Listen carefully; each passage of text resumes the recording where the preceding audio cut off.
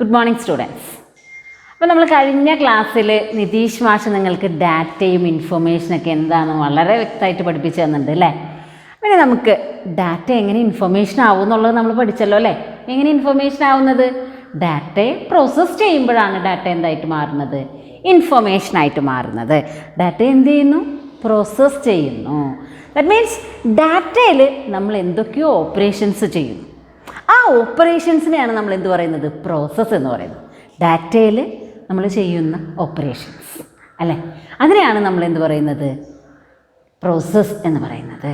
That means data processing എന്നുള്ള ടോപ്പിക്കാണ് teacher പറയാൻ പോകുന്നത്. എന്താണ്? Data processing. അപ്പോൾ നോക്കുക, ഡാറ്റ പ്രോസസ്സിങ് എന്നുള്ള ടോപ്പിക്കിൽ നോക്കാം. അപ്പോൾ ഈ ഡാറ്റ പ്രോസസ്സിങ്ങിൽ അതിന് താഴെ ഒരു ഫിഗർ കാണുന്നല്ലോ അല്ലേ. എന്താ കാണുന്നത്? Data 1, data 2, data 3. അതിന് താഴെ എന്താ കാണുന്നത്? പ്രോസസ്സ്. എന്നിട്ട് അതെന്തായിട്ട് മാറുന്നു? ഇൻഫർമേഷനായിട്ട് മാറും. ഈ ഡാറ്റ 1, ഡാറ്റ 2, ഡാറ്റ 3 എന്നൊക്കെ കൊണ്ട് data it is A plural term. Data എന്താണ്? പ്ലൂറൽ ടേമാണ്. സിംഗുലറായിട്ടും ഡാറ്റ എന്നുള്ള ടേമിനെ നമുക്ക് ഉപയോഗിക്കാം, പ്ലൂറൽ ടേമായിട്ട് നമുക്ക് ഉപയോഗിക്കാം കേട്ടോ. അതായത് ദാറ്റ് മീൻസ് ഡാറ്റ രണ്ട് രീതിയിലും ഉപയോഗിക്കുന്നു. സിംഗുലർ ഫോമിലും ഡാറ്റാസ് എന്ന് നമ്മൾ ആരും പറയാറില്ല. ഡാറ്റ എന്ന് തന്നെയാണ് പ്ലൂറലായിട്ട് ഉപയോഗിക്കുന്ന വാക്കും. അപ്പോൾ ശ്രദ്ധിക്കുക. അപ്പോൾ ഡാറ്റം എന്നുള്ള ഒരു ടേമാണ് ശരിക്കും അതിൻ്റെ സിംഗുലർ ടേം. എന്താണ്? ഡാറ്റം. ഡാറ്റം എന്നുള്ള collection of datum. That means plural ഫോമിലേക്ക് മാറുമ്പോൾ അതാണ് ശരിക്കും ഡാറ്റ എന്നുള്ളത്. പക്ഷേ നമ്മളുടെ എളുപ്പത്തിന് നമ്മൾ സിംഗുലർ ഫോമിലും പ്ലൂറൽ ഫോമിലും ഡാറ്റ എന്ന് പറയും. അപ്പോൾ നമ്മൾ കളക്ട് ചെയ്ത് വെച്ചിരിക്കുന്ന ഡാറ്റയുണ്ട്, നമ്മുടെ കയ്യിലുള്ള ഡാറ്റയുണ്ട്. അതിനെ എന്തു ചെയ്യുന്നു? പ്രോസസ്സ് ചെയ്യുന്നു. ആ പ്രോസസ്സ് ചെയ്തിട്ടാണ് അതെന്തായിട്ട് മാറുന്നത്? ഇൻഫർമേഷനായിട്ട് മാറുന്നത്. അപ്പോൾ നമുക്ക് ഇനി ഡാറ്റ പ്രോസസ്സിങ് എന്താണെന്നുള്ള ഡെഫിനിഷൻ പറയും. എന്താണ് ഡാറ്റ പ്രോസസ്സിങ് എന്ന് പറഞ്ഞാൽ? ഇത് പ്രോസസ് ഓർ ഓപ്പറേഷൻസ് അല്ലെങ്കിൽ activities that are performed on data to get information. The activities that are performed on data to get information. Information ലഭിക്കാൻ വേണ്ടിയിട്ട് നമ്മൾ എന്തൊക്കെ ആക്ടിവിറ്റീസ് ചെയ്യുന്നുവോ, ഡാറ്റയിൽ എന്തൊക്കെ ആക്ടിവിറ്റി, ഡാറ്റേനെ വെച്ചിട്ട് എന്തൊക്കെ ആക്ടിവിറ്റീസ് ചെയ്യുന്നുവോ ആ ആക്ടിവിറ്റീസിനെയാണ് നമ്മൾ എന്ത് പറയുന്നത്? ഡാറ്റ പ്രോസസ്സിങ് എന്ന് പറയുന്നത്. അപ്പോൾ ഡാറ്റ പ്രോസസ്സിങ് എന്താണ്? The activities or operations performed on data to get information. Informations കിട്ടാൻ വേണ്ടിയിട്ട്, ഇൻഫർമേഷൻസ് അതെ processed data that is information. ആ ഇൻഫർമേഷൻസ് ലഭിക്കാൻ വേണ്ടിയിട്ട് നമ്മൾ എന്തൊക്കെ പ്രോസസ്സുകൾ ചെയ്യുന്നു, എന്തൊക്കെ ഓപ്പറേഷൻസ് ഡാറ്റയിൽ ചെയ്യുന്നുവോ അതിനെയാണ് നമ്മൾ എന്ത് പറയുന്നത്? ഡാറ്റ പ്രോസസ്സിങ് എന്ന് പറയുന്നത്. ഡാറ്റ പ്രോസസ്സിങ് എന്താണ്? The activities or operations performed on data. ഡാറ്റയിൽ നമ്മൾ എന്തൊക്കെ ആക്ടിവിറ്റീസ് പെർഫോം ചെയ്യുന്നുവോ ആ പെർഫോം ചെയ്യുന്ന ആക്ടിവിറ്റീസിനെയാണ് നമ്മൾ എന്ത് പറയുന്നത്? Data processing. ഡാറ്റയെ നമ്മൾ പ്രോസസ്സ് ചെയ്യും. ഫോർ എക്സാമ്പിൾ, കഴിഞ്ഞ ക്ലാസ്സിൽ മാഷ് സാമ്പാർ വയ്ക്കുന്നതൊക്കെ പഠിപ്പിച്ചിട്ടുണ്ടായിരുന്നു തോന്നുന്നു. ഞാൻ സിമ്പിളായിട്ട് ടീച്ചർ പറയാം. നമുക്ക് ചായ ഉണ്ടാക്കണം അല്ലേ. ചായ ഉണ്ടാക്കാൻ എന്തൊക്കെ വേണമെന്ന് എല്ലാവർക്കും അറിയാമല്ലോ. വെള്ളം വേണം, പാല് വേണം, ചായപ്പൊടി വേണം, പഞ്ചസാര വേണം അല്ലേ. 4 ഐറ്റംസ് ആണ്. ഈ 4 എന്താണ്? ഡാറ്റയാണ്. ഈ 4 എന്താണ്? ഡാറ്റയാണ്. അതിനെ വേണ്ട വിധത്തിൽ നമുക്ക് എന്ത് ചെയ്യണം? പ്രോസസ്സ് ചെയ്യണം. ദാറ്റ് മീൻസ് പ്രോസസ്സ് ചെയ്യണം എന്ന് വെച്ചാൽ ആ കിട്ടിയിരിക്കുന്ന 4 ഡാറ്റ ഐറ്റംസിനെയും അതിൽ എന്തൊക്കെ ആക്ടിവിറ്റീസ് പെർഫോം ചെയ്യുമ്പോഴാണ് നമുക്ക് രുചികരമായിട്ട് കുടിക്കാൻ പറ്റിയ ഒരു ചായയായിട്ട് മാറുന്നത്. നമുക്ക് രുചിയോടെ കുടിക്കണം അല്ലേ ചായയൊക്കെ അല്ലേ. നല്ല രുചിയോട് കൂടി ചായ കുടിക്കാനാണ് നമ്മൾ ഇഷ്ടപ്പെടുന്നത്. ആവശ്യത്തിന് മധുരം, ആവശ്യത്തിന് കടുപ്പം ഒക്കെ ആയിട്ട് കുടിക്കണം. അപ്പോൾ നമുക്ക് യൂസ്ഫുൾ ആയിട്ടുള്ള ഒരു ഇൻഫർമേഷനാക്കി മാറ്റുകയാണ് നമ്മൾ അല്ലേ. ചായ ഇവിടെ എന്താണ്? ഇൻഫർമേഷനാണ്. അപ്പോൾ ചായയിലേക്കാണ് നമ്മൾ മാറ്റുന്നത്. നമ്മുടെ കയ്യിലുള്ള റോ മെറ്റീരിയൽസാണ് എന്തൊക്കെ? ചായപ്പൊടിയും പഞ്ചസാരയും പാലും വെള്ളവുമല്ല. അതിനെ നമ്മൾ വേണ്ട രീതിയിൽ വെള്ളം അടുപ്പത്ത് വെച്ചു, വെള്ളം തിളയ്ക്കുന്നു. വെള്ളം തിളയ്ക്കുമ്പോൾ അതിനകത്തേക്ക് നമ്മൾ എന്ത് ചേർക്കുന്നു? പാല് കൂടെ ചേർക്കുന്നു. അല്ലെങ്കിൽ പാലും വെള്ളവും ഒന്നിച്ചു വെച്ച് വേണമെങ്കിലും തിളപ്പിക്കാം. പാല് കൂടെ തിളപ്പിച്ചതിന് ശേഷം നമ്മൾ അതിനകത്തേക്ക് പാകത്തിന് ചായപ്പൊടി ചേർക്കുന്നു. അതിനെ ഫിൽറ്റർ ചെയ്തതിന് ശേഷം പഞ്ചസാരയും കൂടെ ചേർത്ത് നമ്മൾ മിക്സ് ചെയ്ത് എടുക്കുന്നു. ചായ നല്ല കപ്പിലേക്ക് ഒഴിച്ച് സുഖമായിട്ടിരുന്ന് കുടിക്കാം. അതാണ് ഇൻഫർമേഷൻ. അപ്പോൾ ഇവിടെ നമ്മൾ കുറേ കാര്യങ്ങൾ ചെയ്തില്ലേ, ആ കാര്യങ്ങളാണ് എന്ത്? ഡാറ്റ പ്രോസസ്സിങ്ങിൻ്റെ ഡിഫറെൻറ്റ് സ്റ്റെപ്പുകൾ. ആ കാര്യങ്ങളാണ് ഡാറ്റാ പ്രോസസ്സിങ്ങിൻ്റെ ഡിഫറെൻറ്റ് സ്റ്റെപ്പ്. പക്ഷേ നമ്മളിവിടെ പഠിക്കുമ്പോൾ വെള്ളം എടുത്തു ഒഴിച്ചു എന്നൊന്നും പറഞ്ഞാൽ പോരാ. ഡാറ്റാ പ്രോസസ്സിങ്ങിൻ്റെ സ്റ്റെപ്പുകൾ സ്റ്റെപ്പ് ബൈ സ്റ്റെപ്പായിട്ട് തന്നെ നമ്മൾ പഠിക്കണം. അപ്പം നമ്മൾ എന്താണ് ഇനി പഠിക്കാൻ പോകുന്നത്?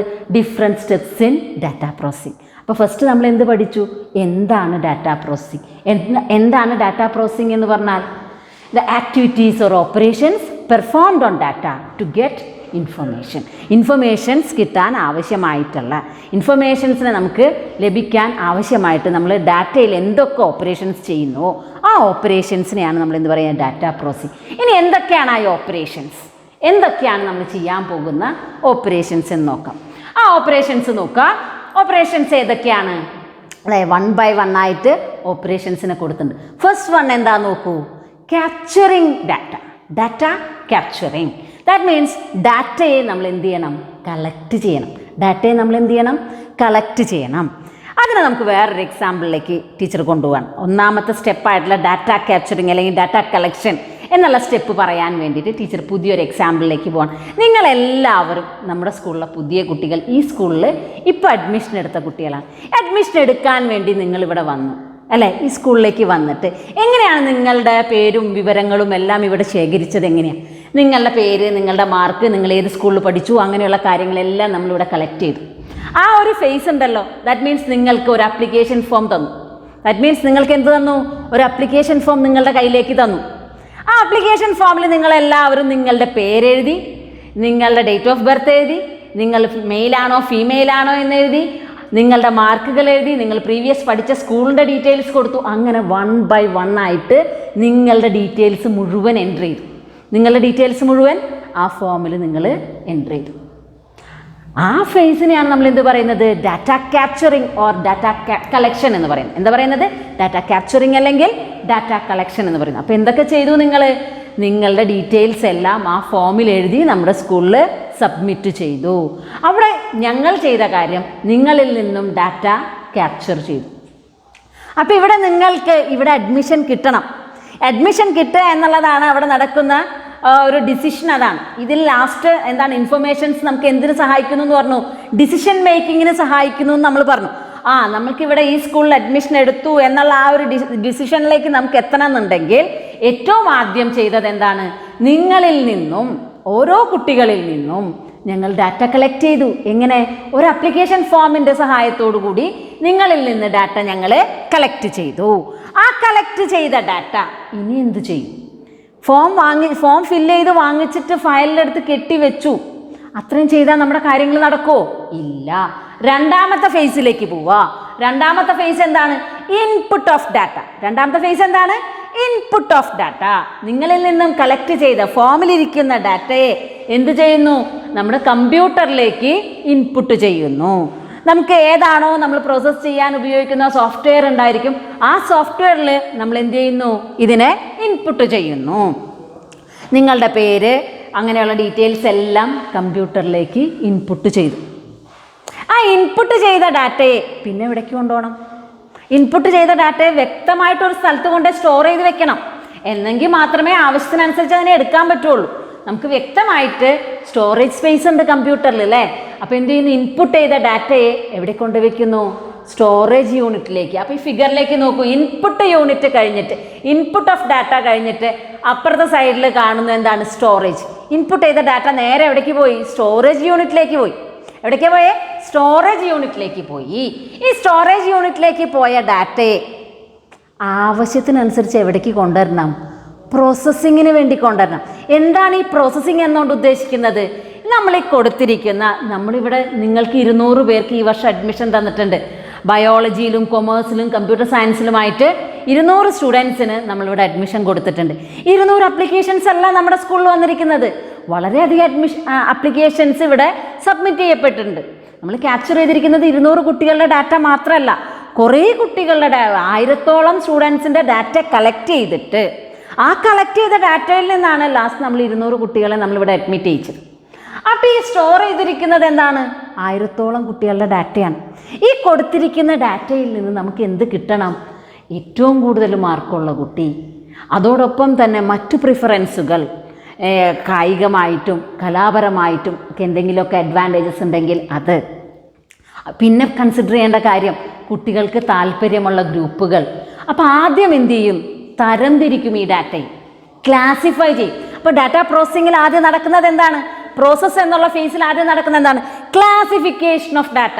ആ കിട്ടിയ ഫോമിനെ ഫസ്റ്റ് പ്രയോറിറ്റി കൊമേഴ്സിന് കൊടുത്ത കുട്ടികളെ മാറ്റിവെച്ചു, ഫസ്റ്റ് പ്രയോറിറ്റി ബയോളജിക്ക് വേണ്ട കുട്ടികളെ മാറ്റിവെച്ചു, കമ്പ്യൂട്ടർ സയൻസിന് വേണ്ട കുട്ടികളെ വേറെ മാറ്റിവെച്ചു. ഇങ്ങനെ ആദ്യം ക്ലാസിഫൈ ചെയ്തു. എന്ത് ചെയ്തു? 3 ക്ലാസിഫൈ ചെയ്തു. അപ്പോൾ ഒരു ഫേസാണ് പ്രോസസ്സിങ്ങിലെ ഒരു കാര്യമാണ് എന്ത്? ക്ലാസിഫിക്കേഷൻ. ക്ലാസിഫൈ ചെയ്തതിന് ശേഷം അതിനെന്ത് ചെയ്യുന്നു? സോർട്ട് ചെയ്യും. ആൽഫബറ്റിക്കലോ അങ്ങനെ ഏതെങ്കിലും ഒരു രീതിയിൽ ആദ്യം സോർട്ട് ചെയ്ത് വെക്കും. അതിനുശേഷം അവിടെ നമ്മൾ എന്ത് വരുന്നു? കമ്പാരിസൺസും കാൽക്കുലേഷൻസും, മാർക്കിൻ്റെ കമ്പാരിസൺ, അങ്ങനെയുള്ള പല രീതിയിലുള്ള കമ്പാരിസൺസും കാൽക്കുലേഷൻസ് ഒക്കെ നടത്തും. അപ്പോൾ ഈ പ്രോസസ്സിങ്ങിൽ എന്തൊക്കെ പറഞ്ഞു ടീച്ചർ? ക്ലാസിഫൈ ചെയ്യാന്ന് പറഞ്ഞു, പിന്നെ എന്ത് ചെയ്യാന്ന് പറഞ്ഞു? സോർട്ട് ചെയ്യാന്ന് പറഞ്ഞു, കാൽക്കുലേറ്റ് ചെയ്യാന്ന് പറഞ്ഞു, കമ്പയർ ചെയ്യാന്ന് പറഞ്ഞു. അങ്ങനെ ഡിഫറെൻറ്റ് ഫേസുകളാണ് ഇവിടെ നടക്കുന്നത്. ഇത്തരത്തിലുള്ള വ്യത്യസ്തമായിട്ടുള്ള ഡാറ്റ മാനിപ്പുലേഷൻസ് അല്ലെങ്കിൽ ഡാറ്റ പ്രോസസ്സിംഗ് ആണ് അവിടെ നടക്കുന്നത്. അത്തരം പ്രോസസ്സിംഗ് ഫേസുകളിലൂടെ കടന്നു പോയിട്ട് കാൽക്കുലേഷൻസിനൊക്കെ അവസാനം നിങ്ങൾക്ക് കിട്ടിയ ഗ്രേഡ് പോയിന്റുകളൊക്കെ നിങ്ങളുടെ ഓരോരുത്തരുടെയും ഗ്രേഡിനനുസരിച്ച് ഗ്രേഡ് പോയിന്റ് ആവറേജ് കണ്ടുപിടിച്ചു. പിന്നെ അതല്ലാതെ കൊമേഴ്സിന് വേണ്ടുന്ന വെയ്റ്റഡ് GPA കണ്ടുപിടിച്ചു. അങ്ങനെ ഇതെല്ലാം കാൽക്കുലേറ്റ് ചെയ്തതിന് ശേഷം അപ്പോൾ ആ ടേമുകളൊന്നും നമുക്ക് വലിയ കാര്യം കാൽക്കുലേറ്റ് ചെയ്തു. നമുക്ക് ആർക്കാണ് ഏറ്റവും ആദ്യത്തെ റാങ്ക് കൊടുക്കാൻ പറ്റുക എന്നുള്ള കുട്ടീനെ നമ്മൾ കണ്ടുപിടിച്ചു. ആ കണ്ടുപിടിച്ചതിന് ശേഷം അപ്പോൾ ഇത് ക്ലാസിഫിക്കേഷനും കാൽക്കുലേഷനും കമ്പാരിസണും ഒക്കെ കഴിഞ്ഞു. അപ്പോൾ ഏകദേശം നമുക്ക് എന്താണ്? നമ്മൾ ഔട്ട്പുട്ടിൻ്റെ ഫോമിലേക്ക് എത്തി. ഔട്ട്പുട്ടിൻ്റെ ഫോമിലേക്ക്. അപ്പോൾ ഇതൊക്കെ കാൽക്കുലേഷനും കമ്പാരിസണൊക്കെ കഴിഞ്ഞ് നമുക്ക് ഏകദേശം കിട്ടിയ റിസൾട്ട് എന്താണ്? നമ്മളുടെ ഔട്ട്പുട്ടാണ് അല്ലേ? അതിനെ എവിടേക്ക് കൊണ്ട് സ്റ്റോർ ചെയ്തു? വീണ്ടും ആ ഔട്ട്പുട്ടിനെ എവിടേക്കാണ് ശരിക്കും കാൽക്കുലേഷനും കമ്പാരിസണൊക്കെ കഴിയുമ്പോൾ പ്രോസസ്സർ നേരെ എവിടേക്ക് കൊടുക്കും? വീണ്ടും മെമ്മറിയിലേക്ക് തന്നെ കൊടുക്കും, സ്റ്റോറേജിലേക്ക് തന്നെ കൊടുക്കും. വീണ്ടും എന്തിലേക്ക് തന്നെ കൊടുക്കും? ഫിഗറിലേക്ക് നോക്കാട്ടെ. ഇൻപുട്ട് ചെയ്ത ഡാറ്റ നേരെ എവിടേക്കാണ് പോയേക്കുന്നത്? ഇൻപുട്ട് ചെയ്ത ഡാറ്റ നേരെ എവിടേക്ക് പോയി? സ്റ്റോറേജിൽ പോയി. സ്റ്റോറേജിൽ നിന്ന് അവിടെയുള്ള ആരോ മാർക്ക് നോക്കിയേ, അങ്ങോട്ടും ഇങ്ങോട്ടുമുള്ള ആരോ മാർക്കാണ് ഇവിടെ ഉള്ളത് അല്ലേ? ഈ അങ്ങോട്ടും ഇങ്ങോട്ടുള്ള ആരോ മാർക്ക് എന്താ ഉദ്ദേശിക്കുന്നത്? ആവശ്യത്തിന് ഇങ്ങോട്ട് എടുക്കാം, ആവശ്യം കഴിഞ്ഞ് അത് ഏകദേശം ഒരു രൂപത്തിൽ എത്തിക്കഴിഞ്ഞാൽ തിരിച്ച് എവിടേക്ക് തന്നെ വെക്കണം? ആ സ്റ്റോറേജ് യൂണിറ്റിലേക്ക് തന്നെ വെച്ചു അല്ലേ? സ്റ്റോറേജ് യൂണിറ്റ് ലാസ്റ്റ് ഫൈനൽ റിസൾട്ടിലേക്ക് എത്തി നമ്മൾ. അതായത് നിങ്ങളുടെ കൊമേഴ്സിൻ്റെ റാങ്ക് ലിസ്റ്റായി, ബയോളജി റാങ്ക് ലിസ്റ്റായി, പിന്നെ എന്ത് റാങ്ക് ലിസ്റ്റായി? നമ്മുടെ ബയോളജിയുടെ റാങ്ക് ലിസ്റ്റായി. അതായത് മാർക്ക് ഓർഡറിൽ ബാക്കിയുള്ള കാര്യങ്ങളുടെയൊക്കെ ഓർഡറിൽ ക്ലാസിഫിക്കേഷനും കമ്പാരിസണൊക്കെ കഴിഞ്ഞ് ഏകദേശം നമ്മളുടെ കുട്ടികളെ ഇവിടെ അഡ്മിറ്റ് ചെയ്യാനുള്ള ഒരു രൂപരേഖ തയ്യാറായി കഴിഞ്ഞു. ആ രൂപരേഖ വീണ്ടും എവിടേക്ക് പോയി? ദാറ്റ് മീൻസ് അതിന് നമുക്കൊരു കിട്ടിയ ഔട്ട്പുട്ട്. ആ ഔട്ട്പുട്ട് നമ്മൾ എവിടേക്ക് കൊടുത്തു? മെമ്മറിയിൽ തന്നെ കൊടുത്തേക്കുന്നത്. മെമ്മറിയിൽ നിന്ന് ഔട്ട്പുട്ട് യൂണിറ്റിലേക്ക് ആവശ്യത്തിനനുസരിച്ച് നമുക്ക് പ്രിൻ്റ് ചെയ്യണമെന്നുണ്ടെങ്കിൽ പ്രിൻ്റ് ചെയ്യാൻ പാകത്തിന് നമ്മൾ എന്ത് ചെയ്യുന്നു? എടുത്തു അതിനെ. അതായത് ദാറ്റ് മീൻസ് ഔട്ട്പുട്ടാണ്. ആ ഔട്ട്പുട്ട് ഫേസിലേക്ക് എത്തി. യൂസറിന് വേണ്ട വിധത്തിൽ ഉപയോഗിക്കാൻ, യൂസറിന് തീരുമാനങ്ങൾ എടുക്കാൻ പാകത്തിന് ഔട്ട്പുട്ടായി. യൂസറിന് തീരുമാനങ്ങൾ എടുക്കാൻ പാകത്തിനുള്ള ഔട്ട്പുട്ടായിട്ട് കിട്ടി.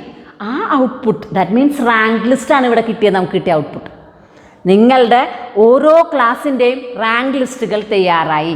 ഫസ്റ്റ് ഇവിടെ മെറിറ്റിൽ ആദ്യം അഡ്മിഷൻ എടുക്കാവുന്ന കുട്ടി, രണ്ടാമത്തെ കുട്ടി, അങ്ങനെയുള്ള റാങ്ക് ലിസ്റ്റ് തയ്യാറായി കഴിഞ്ഞു. ആ തയ്യാറായി കഴിഞ്ഞ റാങ്ക് ലിസ്റ്റാണ് എൻ്റെ ഔട്ട്പുട്ട് എന്ന് പറയുന്ന സാധനം. ദെൻ ഔട്ട്പുട്ട് കിട്ടിക്കഴിഞ്ഞാൽ ഇനി അത് നിങ്ങളിലേക്ക് എത്തിക്കണം. അതാണ് അടുത്ത ഫേസ്, ഡിസ്ട്രിബ്യൂഷൻ. അടുത്ത ഫേസ് എന്താണ്? ഡിസ്ട്രിബ്യൂഷൻ. നിങ്ങളെ വിളിച്ചു പറയുന്നു, കുട്ടിക്ക് ഇവിടെ ബയോളജിക്ക് അഡ്മിഷൻ റെഡി ആയിട്ടുണ്ട്, കുട്ടി ഇന്ന ദിവസം സ്കൂളിലേക്ക് വരൂ. ഡിസ്ട്രിബ്യൂട്ട് ചെയ്യപ്പെടുകയാണ് ഇവിടെ അല്ലേ? അതേസമയം ഇപ്പോൾ ഒരു സിംഗിൾ വിൻഡോ സിസ്റ്റത്തിലാണെങ്കിൽ സെയിം ഇതേപോലെ തന്നെ പ്രോസസ്സ് തന്നെയാണ്. നിങ്ങൾ ആപ്ലിക്കേഷൻ കൊടുക്കുന്നു, ആപ്ലിക്കേഷന് അതിനെ സ്റ്റോർ ചെയ്യുകയും പ്രോസസ്സ് ചെയ്യുകയും എല്ലാം ചെയ്ത് ലാസ്റ്റ് ഔട്ട്പുട്ട് സിംഗിൾ വിൻഡോൻ്റെ വെബ്സൈറ്റിൽ പബ്ലിഷ് ചെയ്യുന്നു. അലോട്ട്മെൻറ്റ്, ഫസ്റ്റ് അലോട്ട്മെൻറ്റ് വന്നു. കുട്ടികളെല്ലാം പോയിട്ട് ആപ്ലിക്കേഷൻ നമ്പറും ഡേറ്റ് ഓഫ് ബർത്തും OTPയും ഒക്കെ കൊടുത്തുകൊണ്ട് അവരുടെ റിസൾട്ട് സ്ക്രീനിൽ കിട്ടി. പ്രിൻ്റ് എടുക്കുന്നു, അവർ തീരുമാനത്തിലെത്തി ആ സ്കൂളിൽ തന്നെ ചേരണോ അതോ വേണ്ടയോ എന്നൊക്കെ തീരുമാനത്തിലെത്തുന്നു. ഇത്രയേ ഉള്ളൂ ഡാറ്റാ പ്രോസസ്സിങ്. സിമ്പിളായിട്ട് ഡാറ്റാ പ്രോസസ്സിങ് പഠിച്ചില്ലേ? അപ്പോൾ ഡാറ്റാ പ്രോസസ്സിങ്ങിൽ എന്തൊക്കെ ഫേസുകളുണ്ട് ഒന്നും കൂടെ നോക്കിക്കോ. ഞാൻ ജസ്റ്റ് ആ ഫേസുകൾ പറയുന്നു. ഡാറ്റാ പ്രോസസ്സിങ്ങിലെ ഫേസുകൾ ഏതൊക്കെയാണ്? Capturing of data. First one capturing of data. Then second one input of data. Input of data then എവിടേക്ക് പോയത്? സ്റ്റോറേജിലേക്ക് പോയി. ദെൻ ദെൻ അടുത്ത ഫേസ് എന്താണ്? പ്രോസസ്സിംഗ്. ആവശ്യത്തിനനുസരിച്ച് സ്റ്റോറേജിൽ നിന്നും ഡാറ്റയെ പ്രോസസ്സിങ്ങിന് എടുക്കാം. ആ പ്രോസസ്സിംഗ് ഫേസിൽ എന്തൊക്കെ കാര്യങ്ങളാണ് നടക്കുന്നത്? ക്ലാസിഫിക്കേഷൻ, കമ്പാരിസൺ, കാൽക്കുലേഷൻ, സോർട്ടിംഗ്, അങ്ങനെയുള്ള ഡിഫറെൻറ്റ് പ്രോസസ്സുകൾ അവിടെ നടക്കുന്നു. പ്രോസസ്സിങ്ങിനൊക്കെ ശേഷം നമ്മൾ എന്താണ്? റിസൾട്ടിലേക്ക് എത്തി, ഔട്ട്പുട്ടിലേക്ക് എത്തി. ആ ഔട്ട്പുട്ടും എവിടെ തന്നെയാണ്? സ്റ്റോറേജ് യൂണിറ്റിലാണ്. ആവശ്യത്തിനനുസരിച്ച് അതിനെ നമുക്ക് എന്ത് ചെയ്യാം? പുറത്തേക്ക് എടുക്കാം. നമുക്ക് വേണ്ടവർക്കൊക്കെ അതിനെന്ത് ചെയ്യാം? ഡിസ്ട്രിബ്യൂട്ട് ചെയ്യാം. ഇതാണ് ഡാറ്റ പ്രോസസ്സിംഗ്. ക്ലിയർ ആയോ എല്ലാവർക്കും? വളരെ സിമ്പിൾ ടോപ്പിക്കാണ് ടീച്ചർ പഠിപ്പിച്ചത്. പക്ഷേ ഇത് ഇടയ്ക്കിടയ്ക്ക് നമ്മുടെ പരീക്ഷയ്ക്കൊക്കെ ചോദിക്കുന്നതാണ് കേട്ടോ. Which are the phases in data processing? അല്ലെങ്കിൽ what is mean by data processing? ഇനി അതല്ലെങ്കിൽ പ്രോസസ്സ് എന്നുള്ള ഫേസിൽ എന്തൊക്കെ കാര്യങ്ങളാണ് നടക്കുന്നത്? പ്രോസസ്സിങ്ങിൽ നടക്കുന്ന കാര്യങ്ങൾ സ്റ്റോറേജ് പ്രോസസ്സിങ്ങിൽ പെട്ടതാണോ? അല്ല. ചിലപ്പോൾ ഇതെല്ലാം കൂടെ തരും. Classification, comparison, storage, sorting. ഇതിനകത്ത് ഏതാണ് ഓഡ് വൺ എന്ന് കണ്ടുപിടിക്കൂ. ഇതിൽ ഏതാണ് ഓഡ് വൺ? സ്റ്റോറേജ് ആണ്. പ്രോസസ്സിങ്ങിൽ പെട്ടതല്ല സ്റ്റോറേജ്, അല്ലേ? ഇങ്ങനെയൊക്കെയാണ് നമ്മുടെ ക്വസ്റ്റ്യൻ പേപ്പറിൽ. ആ ക്വസ്റ്റ്യൻ പേപ്പറിലെ ക്വസ്റ്റിൻ്റെ രീതികളൊക്കെ നമുക്ക് വഴിയെ പഠിക്കാം കേട്ടോ. അപ്പോൾ തൽക്കാലം ഇത്രയും ഭാഗങ്ങൾ നിങ്ങൾക്ക് എല്ലാവർക്കും വ്യക്തമായിട്ട് മനസ്സിലായിട്ടുണ്ടാവുമെന്ന് ടീച്ചർ കരുതുന്നു. മനസ്സിലായില്ലേ? ഇനി മനസ്സിലായ കാര്യങ്ങൾ നിങ്ങൾ എന്ത് ചെയ്യണം? വീഡിയോ കണ്ടതിന് ശേഷം ഒരു ടീച്ചറിൻ്റെ ക്ലാസ്സിന് ടീച്ചർ എപ്പോഴും പറയുന്ന ഒരു കാര്യമാണ് ലെക്ചർ നോട്ട് വേണം. ടീച്ചർ പറയുന്ന കാര്യങ്ങൾ നിങ്ങൾക്ക് ഏത് ഭാഷയിൽ എങ്ങനെ മനസ്സിലായി എന്ന് വെച്ചാൽ ഒരു റഫ് ബുക്ക് നമ്മുടെ കമ്പ്യൂട്ടർ ആപ്ലിക്കേഷന് വേണ്ടി വയ്ക്കുക. ആ റഫ് ബുക്കിനകത്ത് നിങ്ങൾക്ക് മനസ്സിലായ കാര്യങ്ങൾ നിങ്ങളുടെ കൺവീനിയൻറ്റ് ലാംഗ്വേജിൽ, ഇംഗ്ലീഷിലാണെങ്കിൽ ഇംഗ്ലീഷിലല്ലെങ്കിൽ മലയാളത്തിൽ നിങ്ങൾക്ക് മനസ്സിലാകുന്ന രീതിയിൽ അതിന് എന്ത് ചെയ്ത് വെക്കണം? നോട്ട് ചെയ്ത് വെക്കണം. നോട്ട് ടീച്ചർ വേറെ സെൻഡ് ചെയ്ത് തരും. PDF ആയിട്ട് ടീച്ചർ നോട്ട് അയച്ചു തരും. അത് ഫെയർ ആയിട്ടുള്ള നോട്ട്ബുക്കിൽ പക്ക എഴുതി വെക്കണം. അത് എഴുതി വെക്കണം. അത് കൂടാതെ ഇത് എന്തിനാണെന്നറിയോ? ചിലപ്പോൾ നോട്ട് വായിക്കുമ്പോൾ നമുക്ക് ഇടയ്ക്കിടയ്ക്ക് എന്തൊക്കെയോ സംശയങ്ങൾ വരും. അപ്പോൾ ഈ നമുക്ക് മനസ്സിലായ ആ ഭാഷയിൽ അങ്ങോട്ട് എഴുതി വെച്ചേക്കുന്നത് എടുത്താൽ വളരെ ക്ലിയർ ആയിട്ട് നിങ്ങൾക്ക് പഠിക്കാനായിട്ട് പറ്റും. അപ്പോൾ നല്ല കുട്ടികളായിട്ട് പഠിക്കില്ലേ? ടീച്ചറിൻ്റെ വീഡിയോ കാണുക, നന്നായിട്ട് മനസ്സിലാക്കുക. മനസ്സിലായില്ലെങ്കിൽ ടീച്ചറിനെ കോൾ ചെയ്യുക, ലെക്ചർ നോട്ട് എഴുതി വയ്ക്കുക. ഇന്നത്തെ ക്ലാസ് ടീച്ചർ ഇത്ര വെച്ചിട്ട് നിർത്തുകയാണ്. Thank you.